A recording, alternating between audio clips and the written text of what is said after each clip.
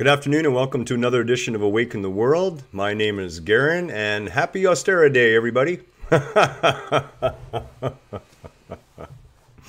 It's nice to see you all. We have our live chat integrated and Kelly is in the process of trying to get herself to the Awaken the World YouTube page to post a comment to make sure everything works. And hopefully sometime within the next hour she'll get there.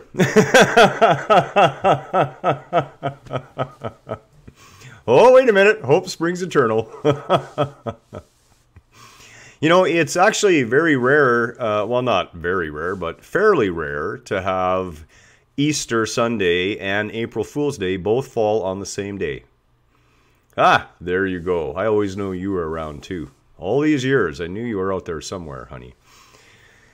The April Fool's humor, of course, doesn't just extend from individuals. Whole countries get involved in this, and there's a few cute ones I want to bring up. And on April 1st in 1957, a very respected BBC news show named Panorama announced that thanks to a very mild winter and the virtual elimination of the dreaded spaghetti weevil, Swiss farmers were enjoying a bumper spaghetti crop. It accompanied this announcement with footage of Swiss peasants pulling strands of spaghetti down from trees. Huge numbers of viewers were taken in. Many called the BBC wanting to know how they could grow their own spaghetti tree. To this, the BBC diplomatically replied, "Place a sprig of spaghetti in a tin of tomato sauce and hope for the best." Even the Director General of the BBC later admitted that he had to check an encyclopedia to find out how spaghetti actually grew. But of course, there was no information on the topic. The broadcast remains by far the most popular and widely acclaimed April Fool's Day hoax ever, making it an easy pick for number one. Can you believe it? The things that we get taken in by. And in 1957, this BBC show took in an entire nation on the idea that you could grow spaghetti out of a tree. And people fell for it hook, line, and sinker. Another one that I got a real kick out of happened in 1934, and this was in many American newspapers, including the New York Times. They printed a photograph of a man flying through the air by means of a device powered only by the breath from his lungs. Accompanying articles excitedly described this miraculous new invention. The man, identified as German pilot Erich Kocher, blew into a box on his chest. This activated rotors that created a powerful suction effect, lifting him aloft. Skis on his feet served as landing gear, and a tail fin allowed him to steer. What the American papers didn't realize was that the lung power motor was a joke. The photo had first appeared in the April Fool's Day edition of the Berliner Illustrierte Zeitung. It made its way to America thanks to the Hearst International News Photo Agency, which not only fell for the hoax, but distributed it to all its U.S. subscribers. In the original article, the pilot's name was spelled Erich Kocher, which was a pun on the German word Küchen, meaning to puff or to wheeze. Another fantastic joke that was played. April Fool's Day jokes, I have only one memory from my entire childhood of my mother playing an April Fool's Day joke. And it wasn't funny, actually, because we were living in Ontario at the time. I guess it was funny, and we were both young. And April Fool's morning, it was on the weekend, I remember, my mother comes screaming into my sister's and I bedroom, claiming that there's a rattlesnake loose in the house. And she was terrified. I mean, she pulled it off so well. And my sister and I were up and grabbing clothes and running out the front door, and out on the steps. And we stayed out there for, our mom kept us out there for maybe 20 minutes before she finally coughed it up that there was no rattlesnake in the house. But, where we lived, it wasn't that uncommon to have rattlesnakes. And sometimes they'd curl up on your back porch, and if you happen to leave your back screen door open, there'd be a rattlesnake booting it around in the kitchen or the living room sometimes. And yeah, it was quite the joke. So what are we going to talk about today? Today we are going to talk about a little more about who we really are, a little more about the issues with buying in to any one belief system, okay? And when I say that, I am not talking about everyone excluding the information you get from Garen. I'm talking about buying into anything at all, including what I tell you. You know, anybody who says, I have the only path, you have to be extremely, extremely cautious with. There are an infinite number of paths, and all those paths lead back home. There is not a time when you can be off the path. You know, sometimes we tend to wander off into the not so populated, rather rough going sections of the trail. You know, instead of choosing to walk out in the open and in the sunlight, we head right for the enchanted forest. And we run into all sorts of darkness, and we run into all sorts of things that we would consider suffering, things that we would consider out to do us harm, evil perhaps. And this is the way of our being. We wander off the path because something interests us, and we wander back on. But in reality, we're always on that path. And in our modern day society, what happens is we are overwhelmed by this idea that this is how life is supposed to be. Really? You know, I'm going to be straight up with you. I see a lot of good people tied up in religion. I do. There are not bad people in religious circles, and there are not bad people anywhere. As a matter of fact, all people are good. It's the level of suffering, the level of self-torture, self-immolation, the level to which the lower self, the ego, has taken a beating, how dysfunctional it has become, how lost in its sense of separation. And this is where we would get the concept of bad, of doing harm. Now, again, we need to be perfectly clear. This does not mean that you do not remove yourself from situations where you are at risk to harm. It does not mean that, but it means accepting that because someone behaves in that way, that does not make them evil. It does not make them a bad person. They may be hurt. As a matter of fact, I guarantee you they are hurt. I guarantee you they are suffering even more. Because it is only people who are truly suffering that can heap suffering on others. And this is a very important distinction that we must try to keep in mind, not only for ourselves, but in our interactions and dealing with others. The person that would come yelling and screaming at us about an innocuous thing that we did in our yard is not yelling and screaming at us about what we did. What we did was the straw that breaks the camel's back. It is the weight of everything else on top of them that's causing this response. And in that, we have to learn to depersonalize our arguments, our disagreements, the fundamental differences we see. And in reality, there are no fundamental differences.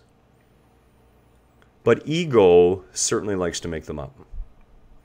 You know, and of course, the obvious ones start with skin color.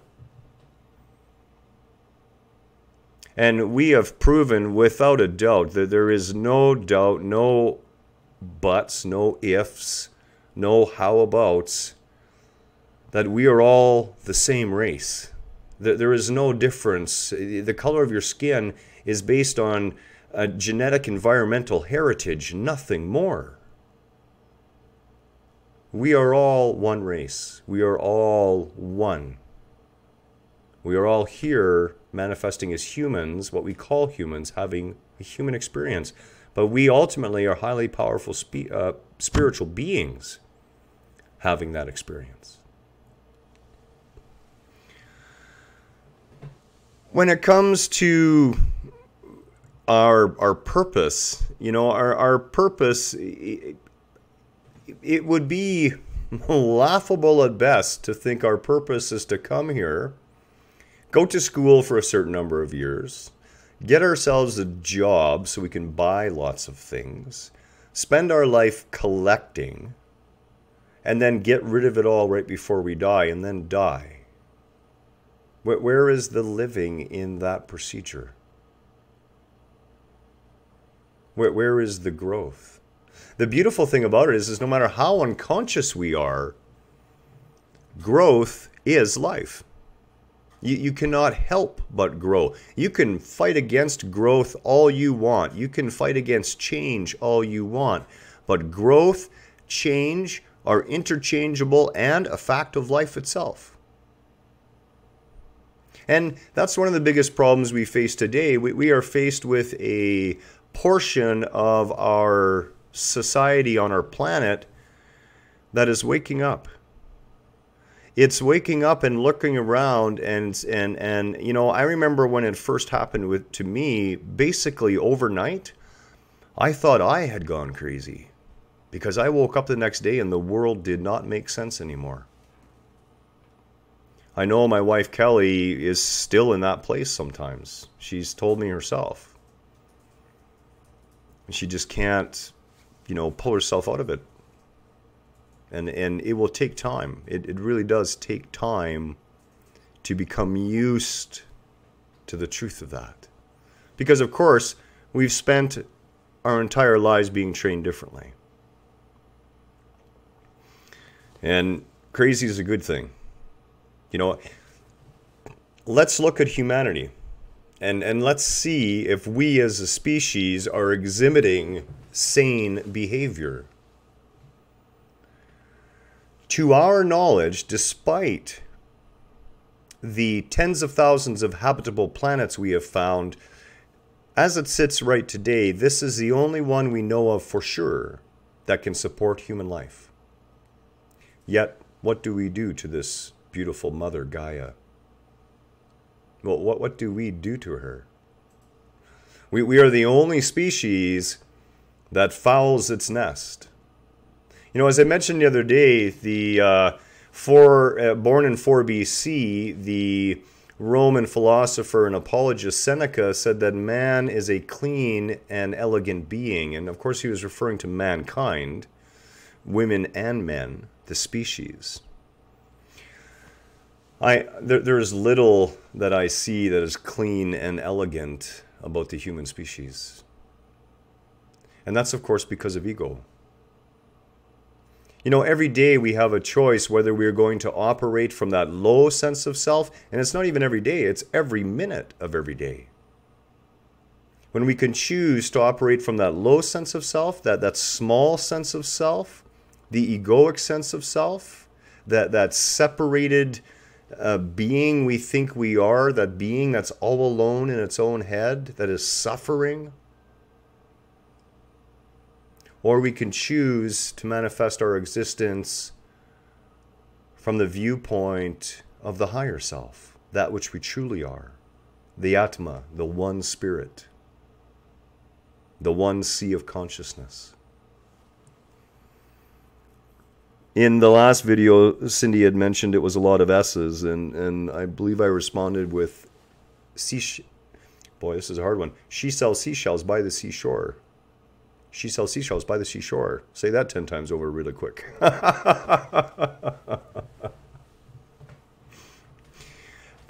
We are not here as beings to engage in selling anything. We're not here to buy things. We're not here to get. All of these objects are remnants. They will not bring happiness in and of themselves. Happiness and joy are states of being. that well up from inside of us. They do not manifest themselves through clinging or purchasing or grabbing at objects. And we have to be mindful of the difference here. That does not mean to state you do not own things. If you look around the room I'm in, we own lots of things. But on the same token, we know the concept that we own them is only words, that we don't actually own them. At best, we're stewards, and they're on short-term lease.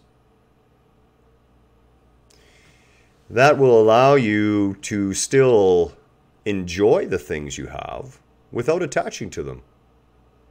And how can you tell when you're attached? As I've mentioned in previous videos, one of the things that I've always done on my birthday, up until the time I met Kelly anyways, was to give away my most prized possession. Whatever I thought I was attached to the most, my birthday gift to myself was to get rid of it. Was to hand it to someone else and say, here you go. It's a wonderful gift.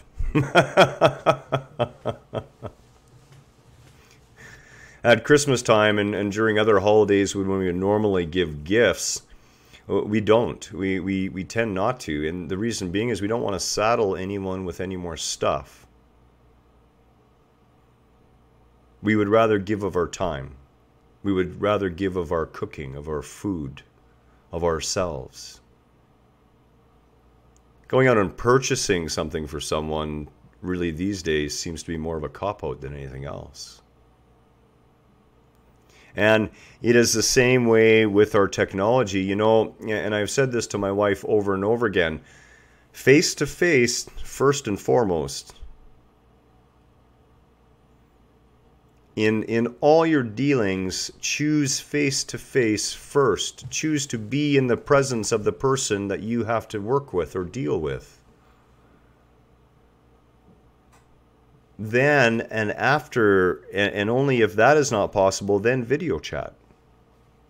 As I do via these videos, so that we can still interact a little more real. There's more real to it. When you can see my face, when you can gauge my reactions. After that, of course, the telephone, and at the bottom of the list, texting. Personally, I hate texting. It is a huge waste of a time. You know, I've watched my wife sit there and text back and forth on Facebook with one of her girlfriends who lives on the island, and you know, I said to her, you know, the last 20 minutes you could have picked up the phone and spent 30 seconds talking to her and came out with the same results. And what Kelly says is true. We would love face-to-face with everyone. We really would. We would love to have everyone here in our home and be able to have these events live here in our home and then kick everyone out. But we are glad for the technology. And as with all things in our lives, it is how we choose to view it and what we choose to do with it that matters. So as I said, we have possessions. We don't have a lot of meaningless things, but we have things that we enjoy, but we are not attached to them. We can let them go. I personally can let go of anything without a second thought. I've practiced and practiced and practiced what I call the fine art of letting go, of not holding on. You see, we were never meant to hold on. Why? Because we are held already. We are already secure in the arms of our Creator. There is nothing to grasp onto. You're held. You're uplifted. You are that shard of consciousness of the Creator. You are indeed the creative essence of everything. Not individual, but manifested as a glorious whole, experiencing itself in myriad different forms. You know, I often liken the reality of our existence to the human body, because indeed the macro is reflected in the micro, the spiritual world is reflected in the physical world. and vice versa on both ends of that. You know, a long time ago, a piano teacher had once said to my wife that everything she needed to learn about life, she could learn on the piano. And time again, I have brought Kelly back to that to remind her that the lessons that she thinks are just music to some of her students are actually life lessons for her as well. And the one that really kind of threw her for a loop, we were lying in bed, just about ready to go to bed the one night, and she frustratingly said to me, you know, like, I don't understand. I can sit down and I can get out of my head and I can play piano, but I'm really struggling with all this ego stuff, getting by all this stuff. And I said to her, I said, well, what do you expect? You spent hour after hour after hour of intense, focused practice to be able to play the piano the way you do. In relation to your entire existence, how much time have you put in intense and focused practice to absolve and relieve yourself of the lies of your existence? Hello, Cindy. Nice to see you too. Glad you could make it. We love Cindy. She's got some great comments. Always good for a good laugh too, which is great. So, you know, here we come back to the same point again. We are conditioned by a lifetime. And depending where in your life you're beginning to wake up, that you're becoming consciously aware, you've got a whole volume of training in the opposite direction that you have to get by. And you should not beat yourself up over it. You should not get upset with yourself because you're not there yet. I mean, Kelly is 54 this year, sweetie? Ouch. Ouch. 54 this year. Younger than me still. I'm the old one in our family. And, you know, for Kelly, her real waking up only started, you know, 4 or 5 years ago. So you got 49 years, or, you know, 90% of your life has been in unconsciousness, has been in that sleeping state. And the 10% that you've experienced so far, as you're waking, as you're consciously awakening yourself, as you're awakening to that new level of consciousness and awakening to your connection with that divine sea of consciousness, you have a lot of conditioning to get by. And this conditioning only serves to bring you to the point where you begin to wake up. I mean, we only suffer until we choose not to suffer. We only stay conditioned until we decide that we no longer want to be conditioned and we want to uncondition ourselves. We want to be conditionless. Totally powerful beings with no conditions, no limits. You know, if you've ever been to the Great Pyramids on the Giza Plateau, you will look and wonder at the magnificence of such a construction. And to be perfectly honest, we would be hard-pressed to pull it off today with the equipment we have. Now, of course, that brings up all sorts of questions, and we've talked a few times about that, and we will certainly do more on extraterrestrials, okay, and extraterrestrial involvement with humanity. But the reality of this is we are capable of creating anything that we can dream up, and really human imagination is limitless. Right now in my head, there are purple elephants with pink wings, and they fly. I can see them there.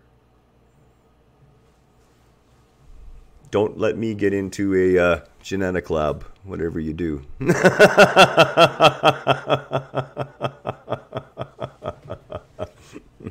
ETs, extraterrestrials.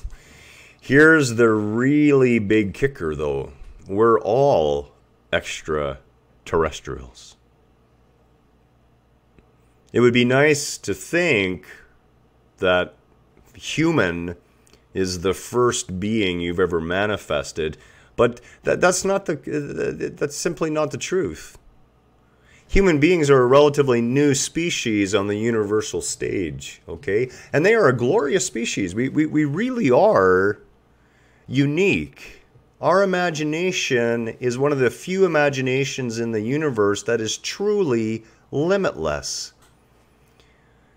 But this planet is well, yeah, it's an insane asylum, let's face it. The things we do down here are seen as insane in most other parts of the galaxy and our universe. But it makes for a really good reality TV show.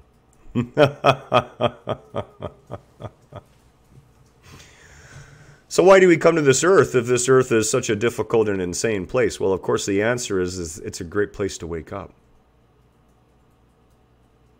It's a great place to evolve. It's a place where the suffering is still present and almost omnipresent in the entirety of our society. And let's be clear, many fabulously wealthy, so-called rich and happy people commit suicide.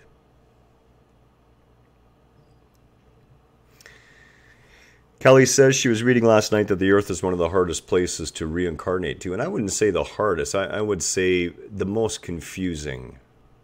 You see, we're not very advanced as a race here. We're still in that first stage of preschool. And as a species, we have a long way to go. But this is the gift and the curse. Everything in this physical realm always contains the alpha and the omega, the beginning and the end, the black and the white, the hot and the cold, the good and the not good. And what we fail to remember as we place these subjective labelings in order for us to experience the one half, not understanding that the other half is part of it. How would you know true happiness if you had never experienced deep sorrow? And in a state of constant pure happiness, how long would it be before it no longer meant anything? Cindy says, I am a beautiful disaster. We both love that, Cindy. Aren't we all? One way or another. We're all disasters waiting to happen if we haven't already happened. But that's okay. It really is okay. It's just fine. We as human beings are here to grow and expand, and we live in a elusive illusion. I mean, I drove down this morning to the corner store because not much is open on Easter Sunday in our small little country town. And sure enough, in the town park, they're starting up a big Easter egg hunt. And up at the elementary school, they're also doing an Easter egg hunt. And I have nothing against hunting Easter eggs. That's great. That's fine. What I do take issue with is the illusion that everyone lives under. You know, the idea unconsciously that when Easter comes, you're supposed to go out and buy chocolate for everybody. The idea that when St. Patrick's Day comes, you're supposed to go out and buy green stuff. The idea that when Christmas comes, you're to go out and buy gifts. all of these so-called social norms which we're supposed to participate in. And I've known too many people in my life who've actually suffered and undergone extreme stress during the holidays trying to live up to those social norms. And I guess my real point for everyone is to decide what it is you wish to be. You are here to create and resonate your own version of your highest expression of physical reality. Choose. Choose for yourself what that means. Don't buy into what anyone else would tell you. Don't buy into what I would tell you. Meditate on it. Look deep in your heart. See what resonates and make your own choices. And please, don't look at anyone else's choices. Don't cheat on your test. We're not here to live someone else's life. You know, there was a cute little quote on Facebook the other day. Excuse me. And it said, "Be yourself. Everyone else is taken." And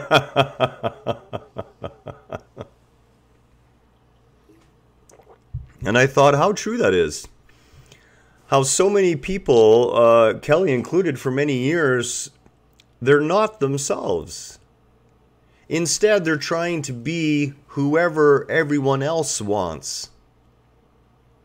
To please them in some way, to be told that you're okay, that you're good, to be accepted.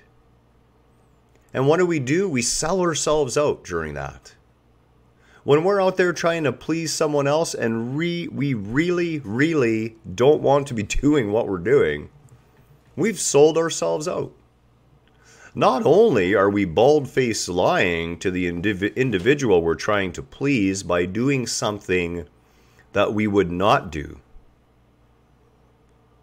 but we're also lying to ourselves that any sort of approval we receive from them is going to make us whole.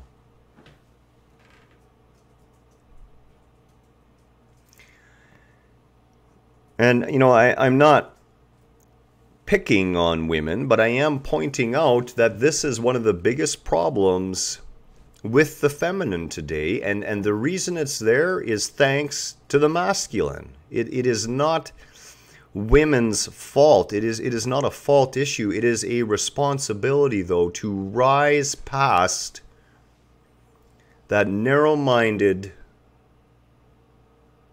rational, ego-based male influence that has so dominated our society and our recent texts,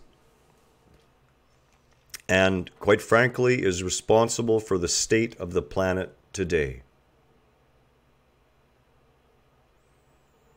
As I've said many times before, I'm an old 80s fan. And, you know, my head, one of the problems with an eidetic memory is that if I listen to a song, well, the lyrics are there forever. And sure enough, a couple of weekends ago, I put on a Saturday morning flashback 80s mix. And out of the 200 or so songs that were there, I knew the lyrics to all of them.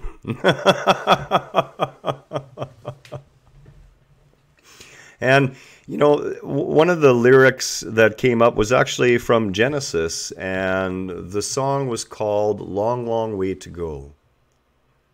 And it reminded me that if we lived in a matriarchal society, if our societies were ran by fully open, fully aware, fully feminine matriarchs,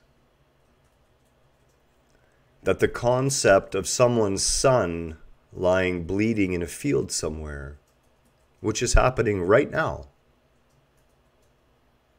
might end. It's hard to conceptualize for a lot of people. It's not hard for me because I spent 25 years in the military, okay? 25 years in the special forces, and My total time in active fields of combat exceeds 15 years. And that's not 15 years in the field, that's 15 years in actual live combat situations. As we sit here talking about these things, as we sit here celebrating our austerity, Easter Sunday, we would forget that our matriarchal society, our patriarchal society, we actually bless people on their way to kill.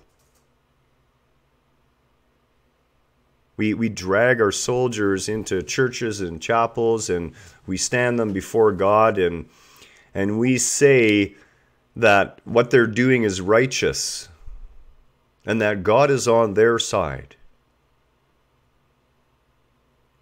And then we send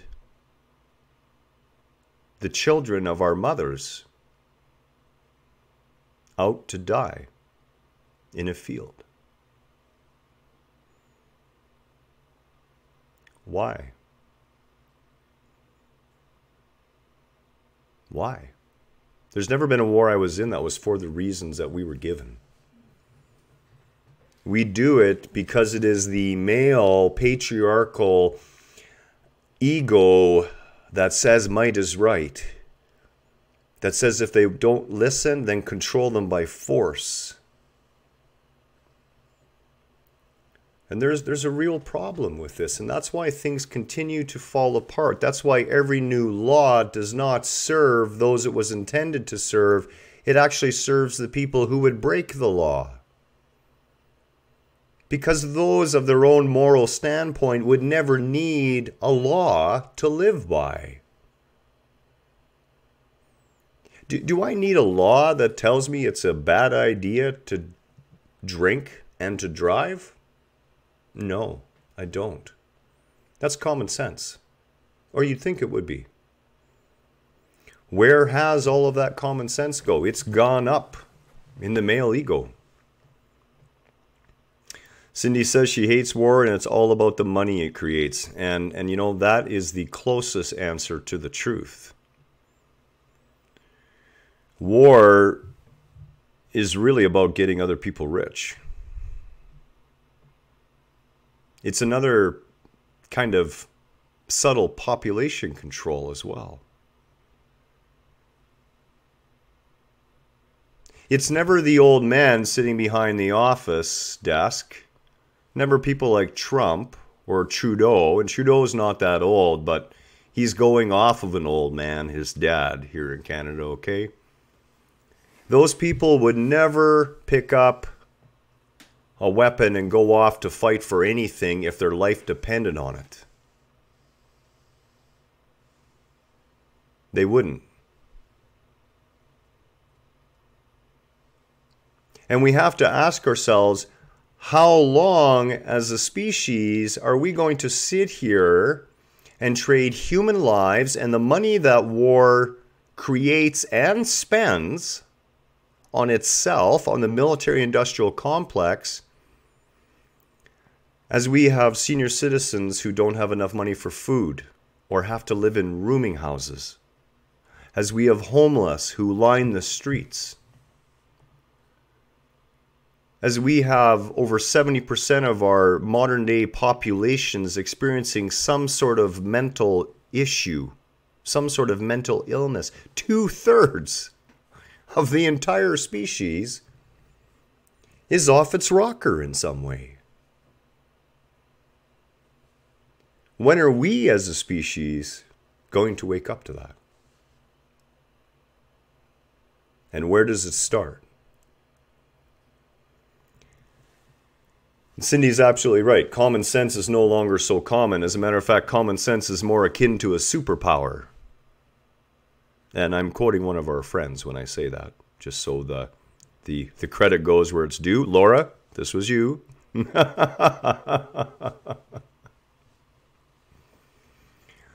It starts with us. It starts with a decision within you to no longer live your life by society standards, by your parents' standards, by your belief system standards, but to start to live your life the way you choose. And let's just be clear. You can't make a mistake. You know, the profound beauty of our creation is that no matter what we do, the whole universe is self-correcting.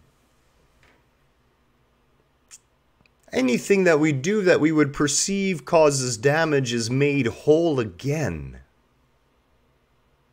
Over and over and over we see this.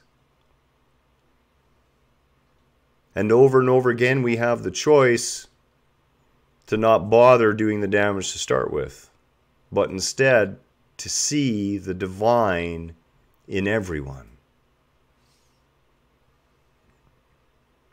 Now I admit it, when someone's coming and running at you with a knife in their hands, they don't seem very divine, but there is divinity there.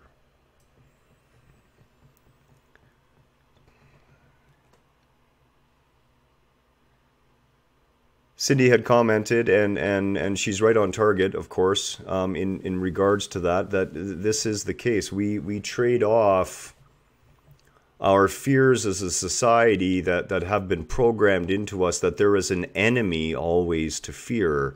And a lot of people did not pay enough attention, or perhaps were not around, because, I'm getting on in age a bit, I guess. 58 years, not quite so young anymore.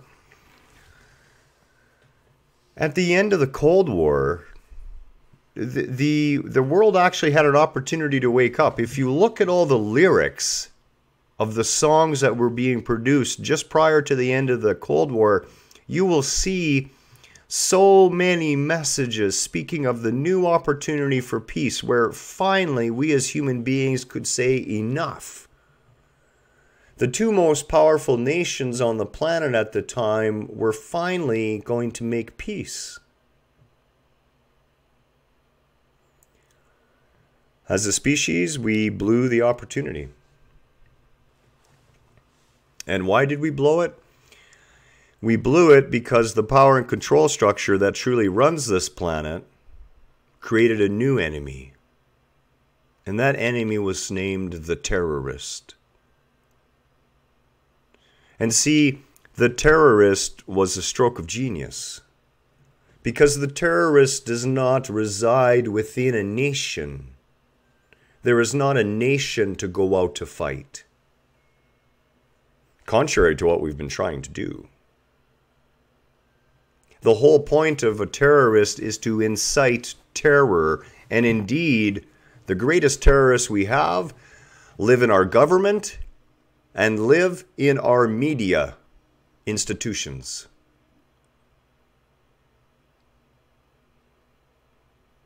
Those are the terrorists. Those are the true terrorists. Those who would send men and women and machines of war over ideology. Those who would convince you through the media and through the news that there is not enough, that things are in a horrible state, that humanity is falling apart, and that that's a bad thing. What is crumbling is the old vestiges of the way we used to think, and the way we used to speak, and the way we used to act. We are evolving. We are growing forward as a new civilization, as a new people. Every generation is a new iteration, a new evolution. And we can evolve even within the generation. Individuals are waking up, evolving, moving forward in conscious growth, in the understanding that there is no religion that can bring the truth of what we are to bear.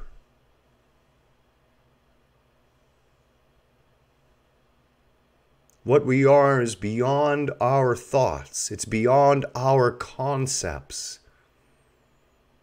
The finger that I point to the moon is not the moon.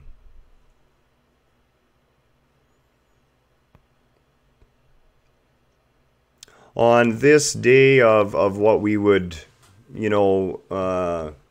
celebrate as Christ's resurrection, if you're of that inclination, and this is arbitrary, of course, that it's this day. The celebration of spring and of fertility, Eostra or Astera. I would offer you this when it comes to rising up. The winter of our sleep, the winter of our rest, the winter of our misguided destiny as a human race is done. Now is the spring of a new beginning. You see, for me, the start of the year is never back in January. As a matter of fact, January, if anything, for me is the start of the death. It is the death of all that was. The silence, that pregnant silence, that womb of creation again. That seed dormant in the ground, waiting for the spring. We as a human species are now coming into the spring of our new conscious awareness. We have the ability through this year and into next year to raise the vibration of our planet, to raise the vibration of every member of our planet, every member of the human species. And how do we do so? We do so by seeing ourselves in everything. I saw that 2 of your comments about war were extracted, Cindy, and I'm going to have to turn off the automatic spam filter. Sometimes YouTube, in its quest to keep comments clean, especially ones that are appearing on a video as these ones here and part of a permanent record, it will sometimes take some of the comments and put them aside for us to approve after the fact. And I'm going to turn that feature off because, quite frankly, I don't really care which way people choose to comment, okay? That which we comment on often reveals more about ourselves than others. And I did see that one of your comments had popped up in relation to what I was saying and it disappeared. So I do apologize, and perhaps Kelly can see those comments on the comment list herself. And if not, we will certainly change that setting. We've got about 10 more minutes, and I do want to finish this off as to where we are as a species. Okay, this is the spring of our new consciousness. This is the returning to life of our lifelessness. And Cindy, whatever you choose to comment, we gratefully accept in either case. So understand, we know it wasn't you. Like I said, it's just YouTube. And they're doing that because they for some reason their algorithm will grab it and mark it. And I will certainly put those comments back in and shut that feature off. It's an automatic setting, and I had thought that was the case, but wanted to actually make sure. And I've actually been waiting to see someone's comment get taken off so I can see how it functions. And now that I do, we will turn that off. And don't kid yourself, we're all being monitored. George Orwell's 1984 was far more accurate than anyone could have ever imagined, especially since it was written in 1948. I mean, it's absolutely incredible. But we're just going to finish off on where we are as a species. So for me, today begins the process of rebirth again. And what I would wish for every single one of you is for you to choose this time. You don't have to be reborn into the same being you were before the winter time. As a matter of fact, you can choose to be reborn every single day of your existence. And in many ways, you are reborn every day. You know, one of the little posts that I put on from Abraham Hicks, Kelly was listening to an Abraham Hicks one this morning on Christ and why he was here. And the gentleman had said, well, you know, if everything is so perfect and everything is so right, why did Christ bother showing up at all? He showed up for the same reasons we show up here. For the expression, for the sheer joy of the experience. This spring, ask yourself, what do I want to make new? What do I want to renew in myself?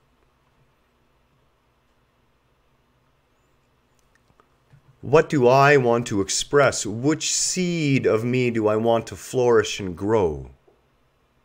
What kind of tree do I wish to manifest this year? What sort of being do I wish to portray myself as this year? And you know, I know it sounds funny, but I spent an entire year pretending I was an Australian immigrant to Canada. Every time I showed back up here in Canada, I was Australian. I had an Australian accent. I came from Perth. I have friends there. I know the area well. I pulled it off. And why did I do it? Carlos Castaneda again, actually. I wanted to understand, to have the experience of allowing myself to become another being. And in reality, we're not one being inside, even though we are one being. Our fragmented egoic selves has many different levels of being. A lot of those levels are still stuck back in that childhood being. Now, thanks to advances in our neuroscience and the understanding of neuroplasticity, we understand that the human mind, well, we got to separate the difference. The human brain, which is not the mind, okay, there's at no time that brain cannot be changed, that new pathways cannot be laid, that changes to the structure of the brain cannot be made consciously. It is the mind which uses the brain, okay? You can think of the brain as a receiver, transmitter. It is the mind of what you are, that ego sense of self, that shard of consciousness, that soul of the one spirit, that has the opportunity this spring to manifest itself in a new and wondrous form. What form do you pick to manifest this year? Who do you choose to be? Because it's really that simple. You know, Jim Carrey said in one of his interviews, he says, you know, tomorrow morning, what if I woke up and decided I was Christ? Is that realistic? Is that possible? Absolutely, it's possible. We can be anyone we choose to be. We can be like anyone we choose to be. But ultimately, underneath it all, there is one. One loving expression of one consciousness through the entirety of all creation, of which we are individuated parts looking back on that magnificent oneness, wholeness. Never forget that. I wish you love, I wish you joy, I wish you peace, and I wish you the type of prosperity that does not involve money, but involves the prosperity of your being. Happy austerity, happy Easter to all of you. Much love and namaste. Take care.